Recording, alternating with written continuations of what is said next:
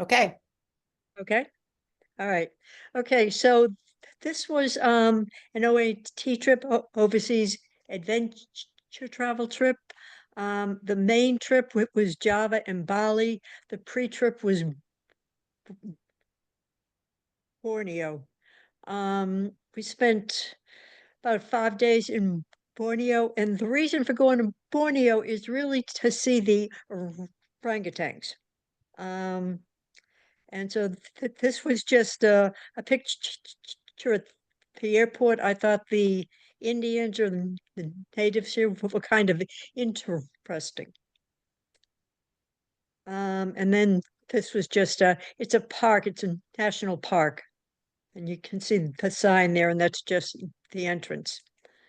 Um, We stayed in, I'll call it a lodge, like cabins in the jungle. So we slept there, and I didn't take any pictures of the cabins, but while they were in the jungle, they were really quite comfortable. I mean, they had a comfortable bed, had air conditioning, a ceiling fan, blah, blah, blah, blah, blah.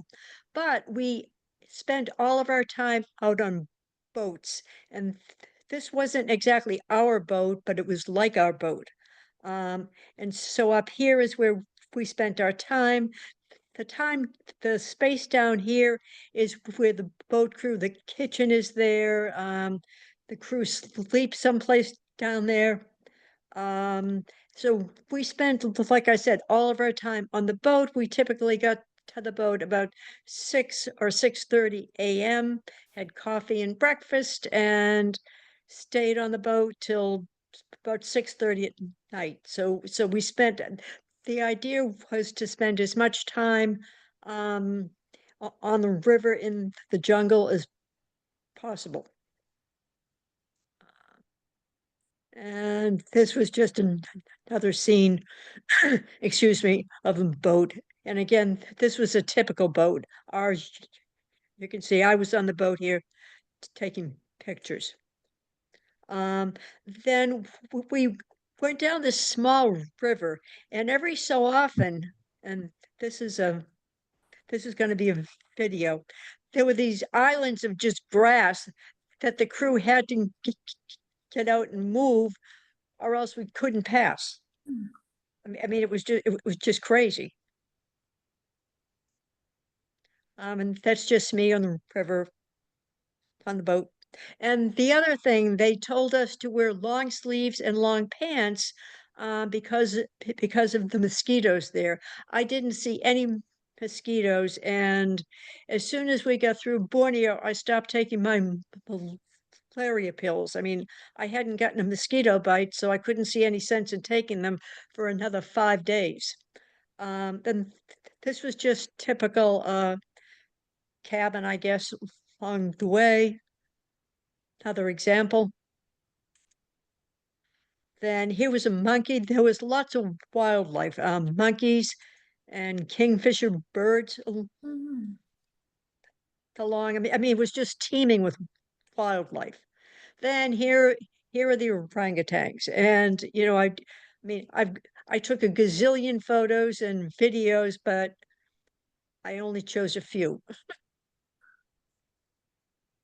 Um, and they have these feeding stations. And so every day at a certain time, the rangers put out bananas and corn and whatever, and the orangutans come and feed. And that's where we went to see them.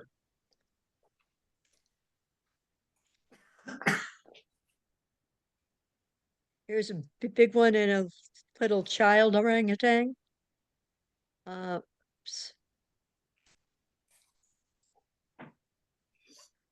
I mean, they were just really amazing. And I must say, Borneo was my favorite part of the entire trip. Again, eating corn,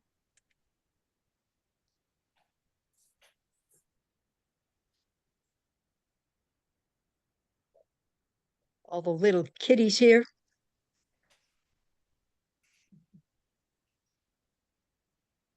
So cute. Yeah, it was just really really cool. Those look like my three sons. Again, just other pictures. Uh,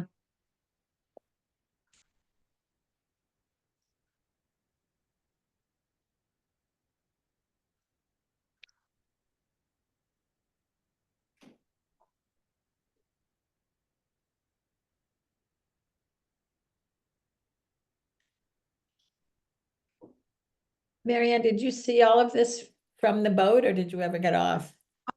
no, no, no. To go to the feeding stations, we would hike in Oh, from the boat. Um, but that's really the only time that we got off the boat.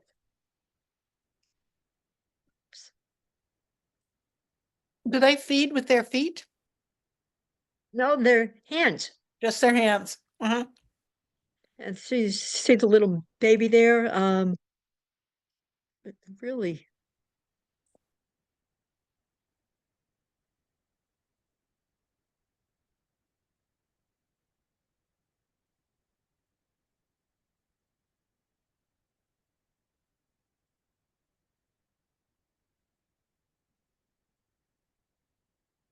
And I didn't get a video of it, but there was one time it was almost like they had their own crowd, and another orangutan came and started eating with them, and one of them just took it out of his hand. I mean, it was just They look so big and strong. yeah. Well, you'll see. So there's another one with the baby there, just hanging on. They are big and strong. However, Um, this was one of we stopped to talk with the park ranger, and this was one of the park ranger's kids. Whoops, Oh, go back over. cute.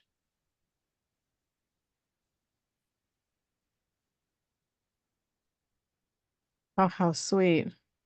Really, it's really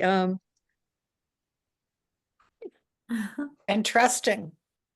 yes, yep, yep. And again, one of his other kids. That's So that's amazing. it, huh? That's amazing. Yeah, really. Like I said, to me, it was the best part of the entire trip. And I had a bunch of photos, but you know, I just chose a few. Then after leaving Borneo, we went to Java. And you know, Java was fine. Um, so we started off in Jakarta, and you know, in many ways, Jakarta is just a typical city. I mean, a typical big city. I mean, like every big city, it had big buildings. It had some not so nice places, but just you know, just examples of the buildings there. And this was a park there, and I just thought it was interesting. So that's just the name of the park. But then they had these, I mean, these are just statues, and I just thought they were kind of cute.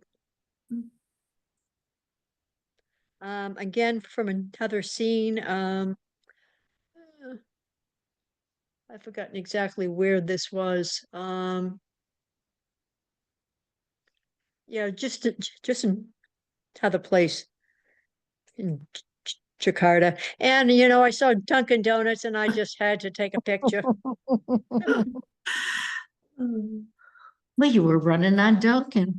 Oh, real? No, really. I mean, and I think when I went to South Korea and we went to the DMZ, I think I took a picture of the Dunkin' Donuts there also. I mean, it was they're all over. Um, this was just a Muslim community that we went. Indonesia has the largest Muslim population in the world, and it's interesting. So Borneo is Muslim, Java is Muslim, but when we get to Bali, Bali is Hindu.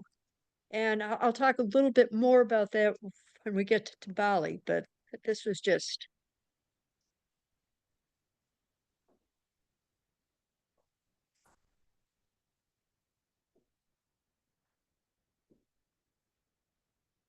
Were these like street performers or? yep. I don't hear it. Are we?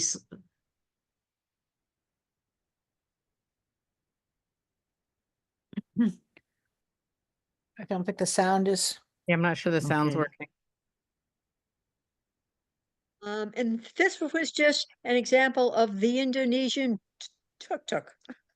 You know, there's tuk-tuks all over the world and they're all a little bit different, but um, When my and parents were first over there, they ran with bare feet.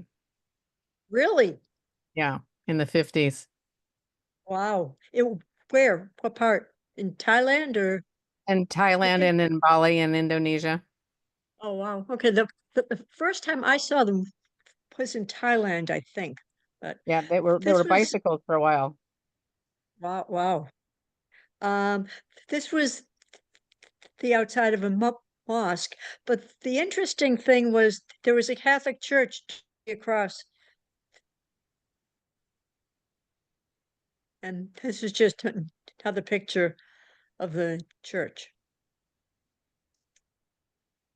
Um, this was so that was Jakarta, and we went to a second city, Yogi, and this was just me helping to harvest rice on the way from the airport in to the city. Hold on, that's a video also, but Whoa.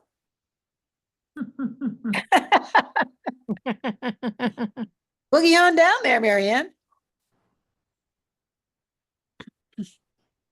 He's loving that. So is that like shakes the rice off the road? this was again in Joji. Um, we were at a restaurant and we walked out back and somehow this family invited us in, and this is 6 generations. Wow. Um, so you know the great grandmother, the great grandmother. I mean, it just was amazing, and these two, they've got something called Grab in Asia, which is basically an Uber. And sometimes it's on a motorcycle, sometimes it's in a car. These two took motorcycle grabs to see the family. This was one thing OAT does is that they have these home hosted dinners. So you go to a family's house and they cook for you. This was just the family that we went to, and obviously me and a couple of my fellow travelers, they split you up into smaller groups. So this was a temple. This was the Brodor temple. You know, UNESCO calls it the greatest Buddhist monument in the world. And that's just another view. It's huge. And in order to enter this temple, you had to wear these sandals. I mean, you couldn't wear your shoes, you couldn't go barefoot, but you had to wear these certain sandals. Um, uh, this is another view of the temple. It's more inside the temple. This was we did it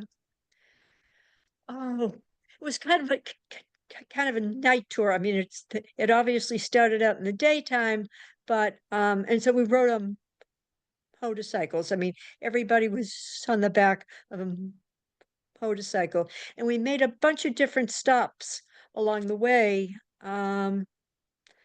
We stopped and we saw some archers, but we saw some folks doing slingshots, and he was just one of the people that we met along the way. And then another stop now, I mean, I just thought these cars are kind of cute. And you'll see a couple of them. Again, this is on that same little night excursion. I just thought they were, and you can see where it says Yoshi there. Again, I just thought they were really cute. Then this is our trip leader. And this is his family.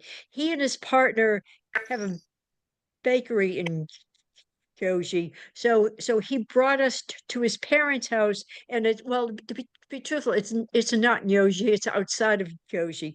But he brought us to his parents' house to sample some of his baked goods. So this is just his family there. And I think that's it.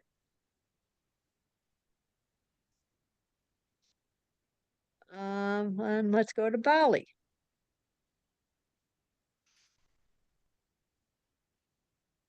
Okay, so Bali is primarily Hindu. But unlike India and whatnot, they do eat beef, they eat dairy products, so it's kind of a modified Hindu, for lack of a better way to say it. So this was just a nice stop on the way from the airport. And this was the waterfall. This was the backdrop to my picture. Then this was a typical entrance to a large Bali home. They all had these I don't know, entrances, and you can't see it here, but it's got information there about who lives there, you know, how many men, how many kids, et cetera, et cetera. Mm. And this was just a typical street in Bali. You know, and it's interesting, the parts of Bali that we went to, we didn't see any beautiful beaches or anything. I mean, you know, we saw one beach, it was fine, but it wasn't fantastic I mean, so I'm sure they have them there. And Linda, I think you talked to me about this at one point. Yeah, I felt the same thing when I went to Bali. I thought, oh, the beautiful beaches, and it's more up in the mountains, the terraces, that's the beautiful part. I didn't Right, find, yeah. and I was in different areas, and I wasn't impressed by any of the beaches. Yeah, yep, yep. This was a dance school that we went to, and I've got a lot of pictures of this because I really enjoyed it. So these are little kids learning to do typical Bali dance, and OAT supports different things, different schools or whatever, and so they support this dance school.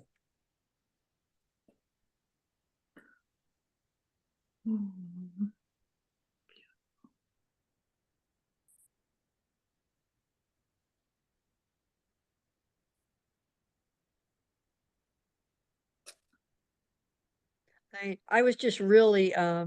and yeah, it's their eyes and stuff too that they do it with. This is a young man, he was really good. I think I have a video here. Yeah.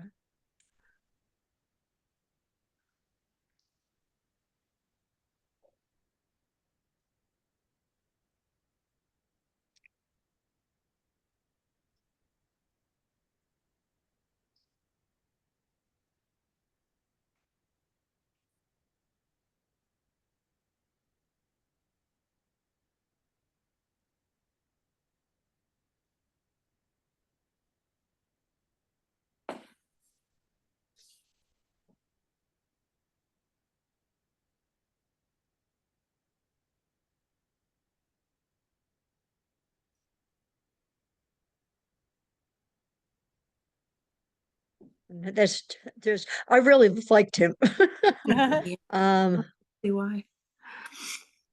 He's a couple of young ladies.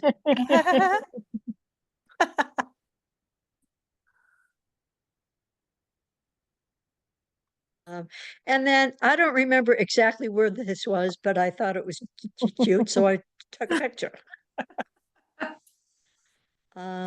Okay, and then we went to a monkey sanctuary. And that's just inside.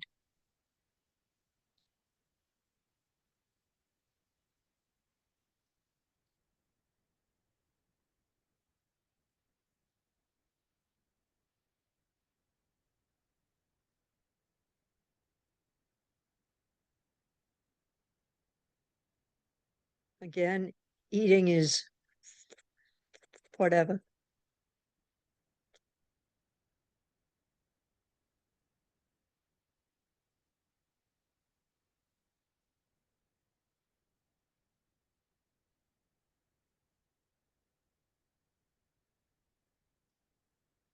I don't know. I don't know if he's trying to pull something out of his ear or I love the grooming. Yeah. yeah.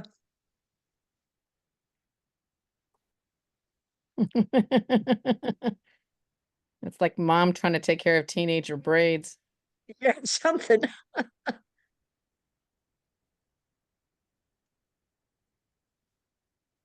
Again, different ones though, but still, it's just the same same idea.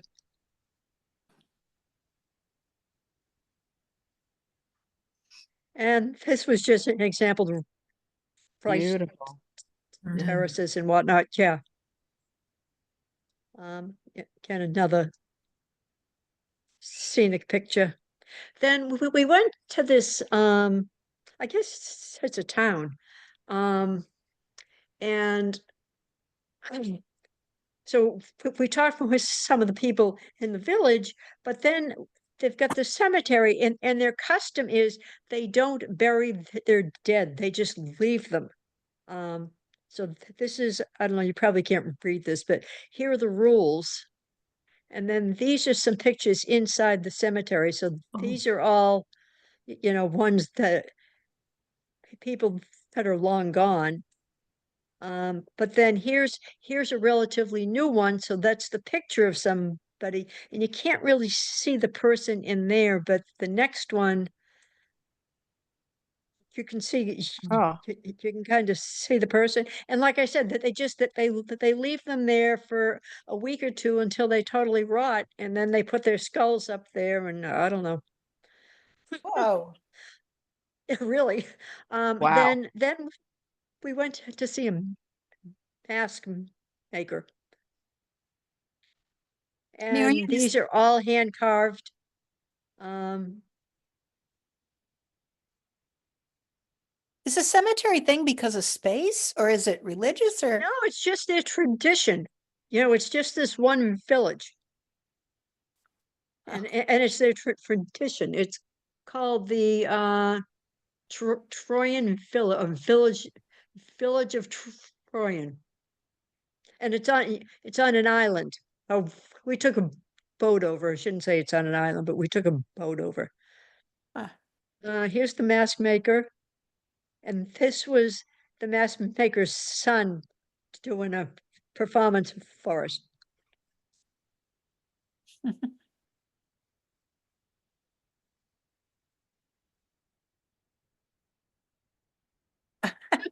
Levi shirt. Hamming it up in front of Marianne. And this is just me trying on a mask. I hope you bought Um, it. No, no. One of the guys did though, I didn't, but then this is a typical boat in Bali. They all had these I don't know, side rails. And I guess it's on kind of the waves to keep them from turning over. And to be truthful, all of the boats that we saw had these. Then this was outside a temple, and it's a couple of monkeys, but they're very mischievous. They like to steal people's glasses. And before we went, they told anybody who wore glasses to make sure they either didn't wear them or put on a headband. So I don't know if you can see, he's got somebody's glasses there. And this is a little bit better view. He's trying to put them on.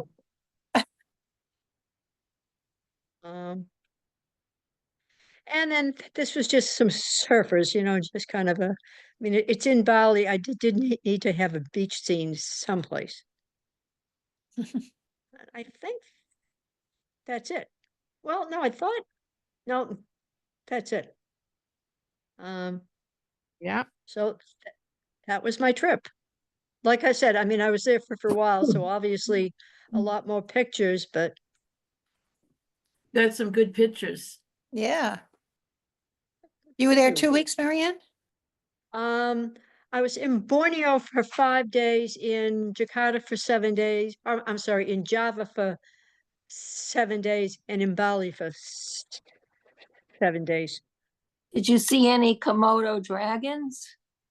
No, that's on a different island. And to be truthful, there was a post trip that you could have gone there, but I did the pre-trip. I didn't do the post trip. That boat Um, looked kind of small. How many people were on there? For the pre-trip, there were 6 people, 6 travelers. Mhm. Okay, a trip leader and a local guide. Okay, so it was just us up top, but then, like I said, in the bottom that they had cooks, and the people who staffed the boat, the cooks and the local guides slept on the boat. And it's interesting. Our local guide was 37, but he looked about 21. Anyway, when he married his wife was 14. Wow. Which I thought was and he showed us her picture, and the first picture, like I said, Borneo is Muslim, and so I mean, all you could see were her eyes. And then he showed us another picture that she still had her hijab on, but you could see her face. So Arranged I mean, marriage, I'm assuming. hmm? Arranged marriage, I'm assuming. No, No. no, no, no, not at 14. No, no. And it's interesting. I mean, having sex before marriage is outlawed, being gay is outlawed, and I don't know if they really enforce the laws, but theoretically, it's punishable by 6 months in jail. Yeah. I mean, our trip leader was gay, and he lived with his cousin. And from what he said, I mean, he said OAT knew he was gay because when he came on, he told them. But in general, he didn't think other folks knew it. I mean, that they may have figured Yeah. it out, but it wasn't public. Wow. Well, thank you very much. Any other questions? No? Carol, I think you're up. Okay. Oops. Okey doke.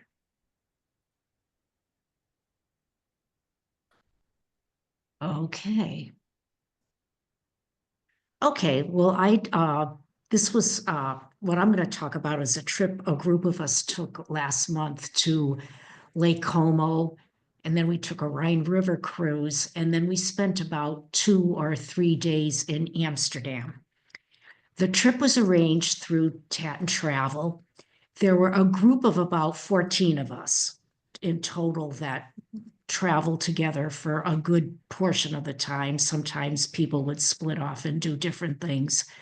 We took a 7-day Rhine River cruise on Ama Waterways. Ama Serena was the boat. And pre-cruise, we had about 2.5 days on Lake Como in Italy. And then post-cruise, we had about 2.5 days in Amsterdam. So if you look at Lake Como on a map. It reminded me a little bit of sort of like the Finger Lakes. I mean, there aren't as many of them, but there are these relatively narrow waterways like that. We stayed in Maltrazio right here, and then we took a day trip to Como, and then we took a day trip up here to Bellagio. Now, as you can see, this is in they call it the Prealps north of Milan. And the lakes are relatively narrow. So they're conducive to boat trips, which is how most people get around. If you look on the map, you can see where there are little towns where the ferries dock. And we took those ferries while we were there. It's a mild climate, a lot of lush greenery. And of course, we've all heard about, the famous people who hang out at Lake Como, like George Clooney. But we were also told that Winston Churchill used to visit there. And that's not really surprising because Churchill was a painter and it's very beautiful. And you could see where somebody with that sort of an eye would like that area. And we also learned about Alessandro Volta, who was from Como, who was a physicist and invented the electric battery.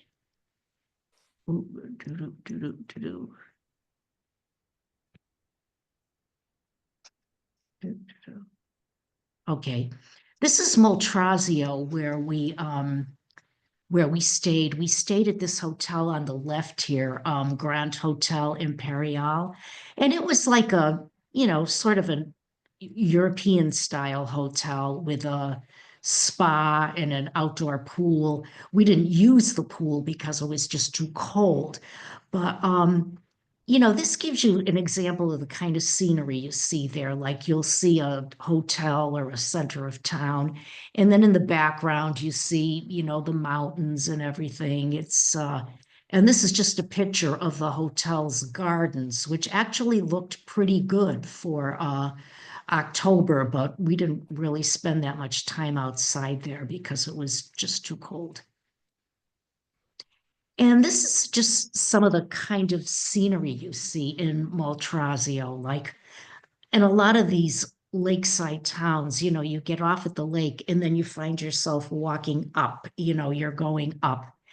And a few of us, Pat, Susan, and I spent some time, just walking around.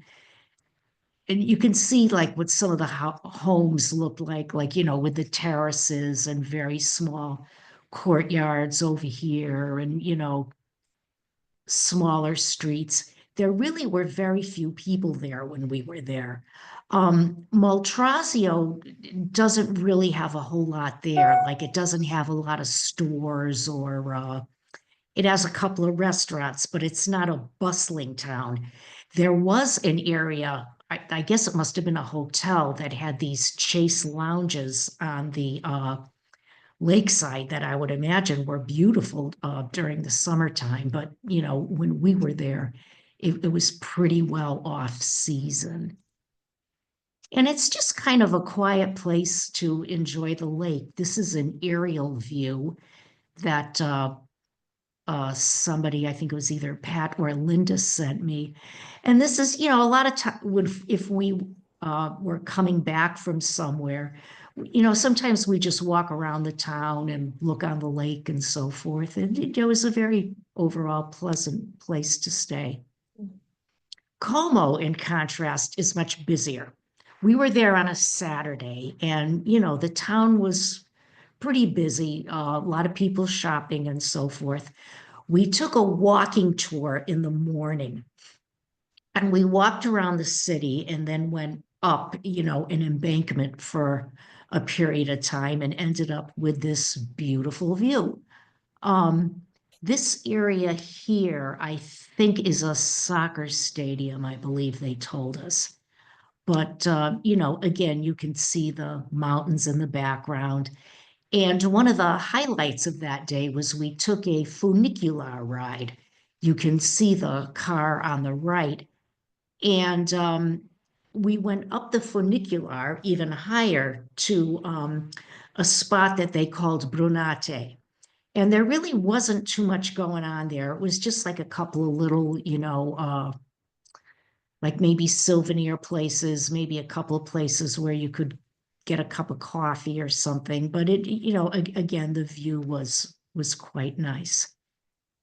And when you're in town, of course, it's much busier. Like a group of us had lunch outside, and you see a lot of these, outdoor cafes, a lot of stores. This is an example of like a very pretty plant store or, gardening center there.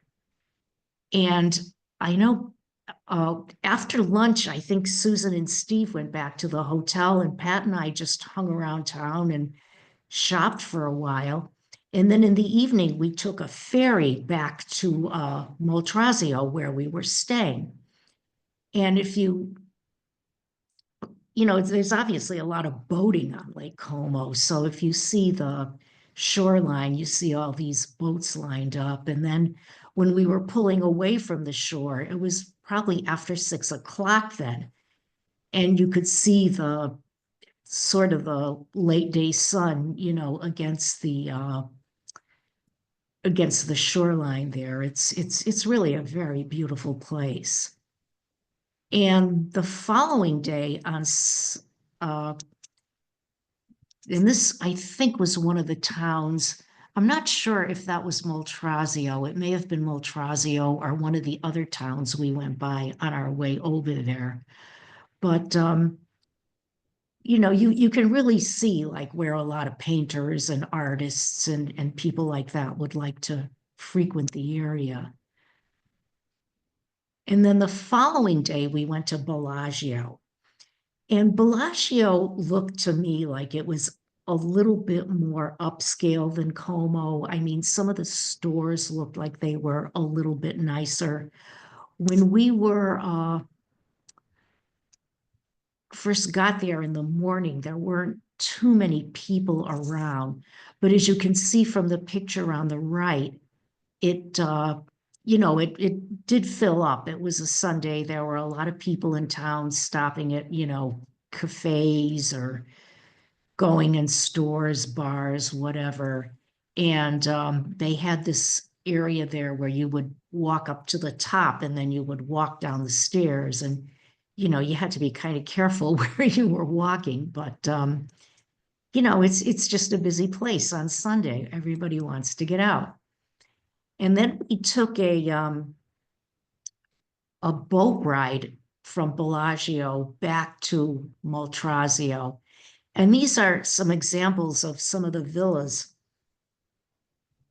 and the scenery you see on the lake. I mean, I don't know who owned these homes, but, they're very impressive with this like beautiful villa and the Italian gardens that you would see on either side. I'm sure they pay people to do that. And here's another villa that we passed by on the right that was, pretty impressive looking. And then we traveled on land in a bus to Basel, Switzerland, which is where we boarded the Ama Serena, which was a boat with about 150 passengers on it. It's sort of a typical riverboat. When you're on the Rhine, you see a lot of those from Viking, from Croisi Europe, and then just, pleasure boats that aren't quite that big, but, people still enjoy cruising the Rhine. This is actually shows where we went. I actually found this on a postcard that I had saved from my last trip to Germany about maybe about 30 years ago. So to show you where we went, we boarded in Basel, then we went to Strasbourg, France. Then we got off in Mannheim, and a group of us went to Heidelberg for a good portion of the day. Then we went to Rudesheim. Then we went to Cologne. and then we went to Amsterdam. So that's pretty much, the route we took. And as you can see, you're close to a lot of other places there too for travelers who just want to travel around and see the area. Oops.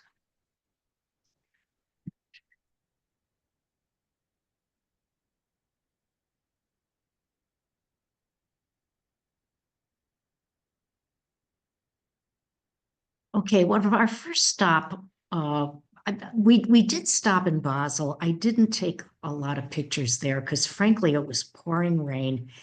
And I wasn't overly impressed with like the scenery and stuff, but I was very interested in Strasbourg. It's, part of Alsatian France, very close to the German border. And when you learn about it, it's a city that kind of spent time going from like French control to German control to French control to German control. And you can kind of see that when you walk around.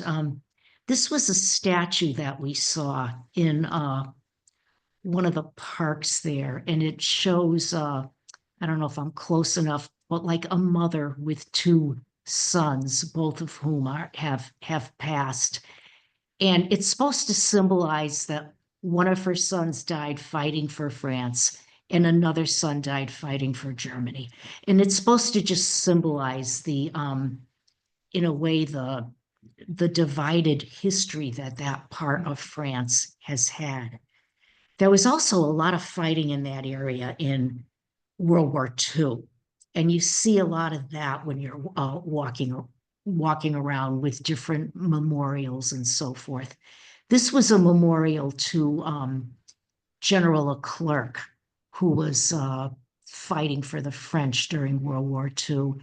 And you see a lot of that kind of thing as you're going around the city. And like so many, cities in Europe, Strasbourg has a cathedral, which we went inside, and it's very beautiful. You can see the stained glass. They also have what they call an astronomical clock, and I didn't take a video of it, but we were there at noon when it went off, and there are figures of Christ and the apostles at the top that change, depending on the time. There are quite a few figures, all over the clock there. It's supposed to be quite a work of art. And there was also an inscription in the cathedral that interested me. It said, oops, wait, let me go back. Wait a minute, let me go back here. Here we go. In memory of the American officers, I think part of it's, maybe I'll just, there we go. In memory of the American officers, non-commissioned officers, and soldiers who gave their lives to free Alsace during World War II in 1944 and 1945. And I was interested in that because my dad fought in France during World War II, and he never actually made it to Strasbourg, but he was wounded in the Vosges Mountains outside of Strasbourg in December 1944. So that was just about 80 years ago. And wait, let me.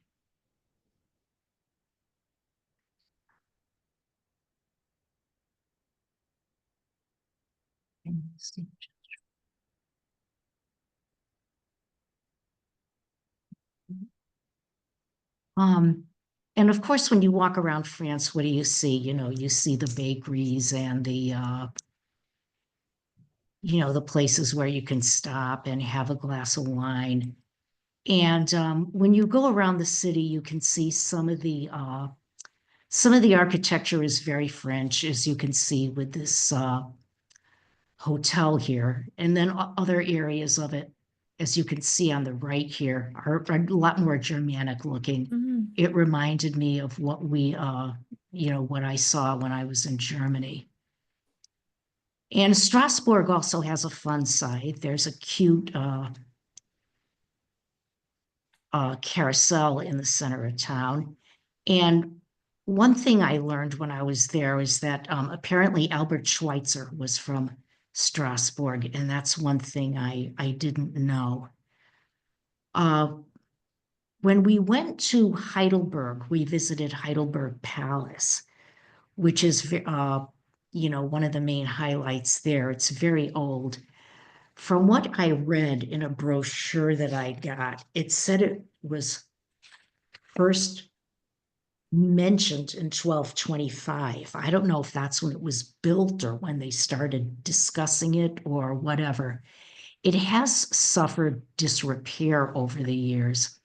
And when you go on the overlook in back of the castle, you can see they're doing some work over there. And I suspect that's been going on, off and on for many, many years. It's supposed to be an excellent example of German Romanticism. And this is the view that you get when you go up at the top. It's really a beautiful view of the river. And you can see the city of Heidelberg below with the mountains in the background. One thing we did see in the castle is when you go into the basement, you can see what they call Heidelberg Tun, or Tune, however you pronounce it.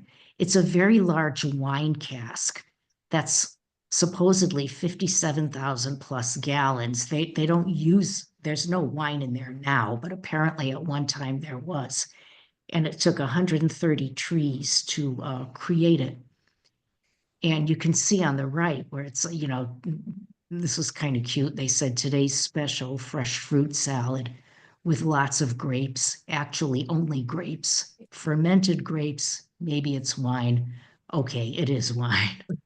So I won't argue with them on that. And then we went on to Rudesheim, where we took a gondola ride. The weather was perfect, and you really got a beautiful view. And you would just wait down below where these gondolas would come up, and Pat and I got in one of them and took a ride all the way up to the top. And you can see Pat's enjoying the view there. And these are just some photos of what the view looked like when you were going up to the top. You could see the vineyards in the area below. And when you get to the top, I don't know that I could pronounce this correctly, but there is a monument that you can see. And it's supposed to be like a monument to the establishment of the German Empire in 1831. There's a figure on top of it that I believe I saw it referred to as Germania when I was doing a little research about this. And I guess it's supposed to be like the personification of Germany or the German spirit. And there are lots of walking trails and ways to stay outside and just, hang out if you want to enjoy that area.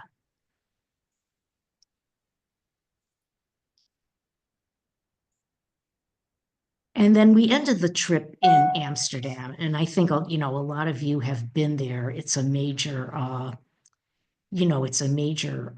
airport connection and just a nice place to go on your own if you want to.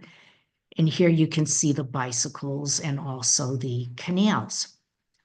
While we were there, we visited the Anne Frank house. And they don't allow you to take pictures when you actually go into the house because it's a memorial. But you can listen to a pre-visit talk that somebody gives for about a half an hour. And he talks about the Frank family, why they went into hiding, and gives various background about it and so forth. And you can see photos at the top of, I think in the photo on the left, I think the girl with the bow in her hair is Anne Frank. And then you can see another photo of her that's truncated a little bit on the right. And it's juxtaposed over, you know, other photos of what was happening in Germany at that time. And it was interesting to go through the house. I mean, it's, you know, it's a pretty sobering reminder of, you know, how we should never treat people. But at the same, one thing I had forgotten was that I didn't remember that there was actually a business going on in the house while they were hiding there. I had always thought the house was empty, but apparently they had to get all their bathing and so forth done, you know, really early in the morning before anybody else would go in and go to work. Because even though some of the workers knew they were hiding upstairs, there was always a chance that somebody else might go in, and they didn't want to be discovered. Now, in addition to the Anne Frank house, we also went to the Van Gogh Museum. That was definitely worth seeing. And when we went, we downloaded the app and went around and looked at the various art there. I didn't take photos of it because frankly, I really didn't think that the photos that I could take of it would really do justice to probably one of the best artists in the world. But some of the people in the group did hire a private guide to take them around.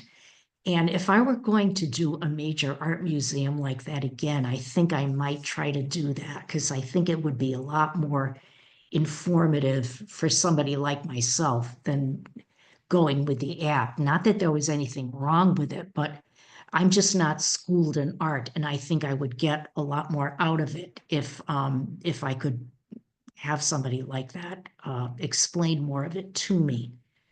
We also took actually 2 canal cruises. On one day, the whole group from the boat went, and then on another day, a group of maybe about 6 of us took a canal cruise on our own. The boat that we took was very similar to this orange one that you see on the left. And that big building in the background here is the central train station. And it was just a nice sunny day. You know, it was nice to just go on the canals and take pictures. And I honestly don't know what this building is on the right, but I thought it was beautiful, and I thought I would include it as an example of some of the architecture that we saw. Now, we did visit the Houseboat Museum, which Susan wanted to see, and I'm glad we went. Oh, Pat wanted to see it. Oh, did Pat wanted to see it? Okay, sorry, Yes, Pat. she has to take the blame because it was so orange and she loves orange. That's right. That's right. It matched the coat. Look at her going right there. And now you're wearing orange again. Good for you.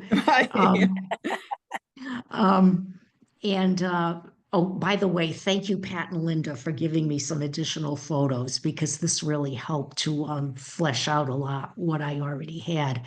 And as you can see, when you go in, you know, you walk down and you go into the houseboat and you get just a feel for what it's like to be in there and live there and so forth. The inside had sort of a retro look to it, like, I don't know, maybe from the 1970s or so. As you can see, there's a gas stove. Now, the houseboats are docked on the side of the canal. And from what they told us, they pipe in the electricity, the natural gas, the water, everything they need, almost like it would be to your house. And they just hook it up to the houseboat, and they have their various services. And this is another view of the kitchen, I guess, where people would eat. And this is an example of the kind of bed somebody would have. I couldn't help but think it's probably not practical living for a big person like a football linebacker. I mean, I felt pretty comfortable in there, but I wondered if a big, if a big person would really even be able to do something like that. And we also went to the flower market, which was really nice to see. And that was very scenic. And, they sold pretty much everything there relative to flowers, whether it's actual plants, bulbs. I know Susan and Pat got the wooden tulips, and you could get almost anything there. And we also stopped at a store that I guess, Pat, were you saying Janet told you Janet guys had told about me it? about it. Yes, Janet Yeah. had told me about it. It's called Story Tiles, and it's a business that sells hand painted tiles. And these are two of the ones that I bought. One of them is somebody reading on the left along with all her plants. And the one on the right is somebody baking. And some of them are, like contemporary scenes like that. But you could also buy some that had like more traditional Dutch scenes, like people skating on the canal, or you could get them made up custom, like for somebody getting married or somebody moving into a new home, somebody having a new baby, they would do one custom for you. And, it was kind of unique. So I just thought I'd mention it in case anybody finds themselves in Amsterdam and if you want to go. Now, we also passed this store, which we did not go into, but it was a store that sold travel items. And Pat suggested that we should present a photo of it to the travel SIG to see if you guys wanted to use this as like a theme for the SIG or a logo or anything like that. It's not really a logo, it's the verbs, the words, but we just thought we'd present it and see what you thought. Like it. Love it. Yeah, it's fun. Love it. Now, I guess, of course, when you conclude something like this, you try to conclude with the best part, which is, of course, traveling with the beautiful people. And here we are at dinner on the boat. Pat, I guess you must have taken that photo because you're not in it. I must And have, here's, yeah. and here's a group of Pat, Susan, Steve and I on the boat. I think that was when we were going from Bellagio back to Maltrazio on Lake Como. That's a So nice it was picture of all it is a four. nice picture. I think Very nice. Yeah, it's a good one. everybody looks like they're having fun, which is what okay, so I'll stop sharing and Very good, Carol. That was great. thanks. Excellent. Excellent, Carol. You good Nice. one. Thank you. That was like going down memory lane. It really For those was. of us that I were was on the very trip. happy. I was very happy to be able to do it. I mean, it helped me, relive the Much- trip. And Much better as than I those of would have you- done. I think as those Carol? of you who were, what? Carol, have they ever found any updates on who turned in the Frank family? No, they don't know. They don't I don't know. know. No, I don't know. no. There's The only theories, one- but they don't know for sure. Yeah, I guess from what they said, her father was the only one who survived. Right. And I knew that. guess after the war, family friend or somebody contacted him who had the diary. Yeah. And they gave it to the father, and the father just felt that story had to be told. And indeed it Yeah. did. Yeah. And it was, they had like little excerpts from the diary as, you would go around and look at things. And I didn't know that apparently she wanted to be a journalist. She wanted to be a writer. And as somebody who's just made a living professionally doing that myself, I could kind of identify with being a younger girl and wanting to do I that, bet. Oh. It was really, it's just such a heartbreaking story. Yes, it is. Yeah. Wow. Well, listen, great job, everybody. Thank you so much. Thank you. Nice job, Carol. Thank you, And I Pat. think you ended it with, yes, the people on the trip. I mean, Linda's trips, we've all become a group, you know, a group of us that have traveled together. And that's what I most look forward to on the trips, not so much where you're going, but the group of us traveling together makes it so much fun. Yeah, the does. the It really company does. was fantastic. It was. Yeah, it was very enjoyable. Yeah, I sure thought so. yeah. And, We had fun. thanks to Linda for putting the whole thing together. My pleasure. Hey. The Patent Travelers. Exactly.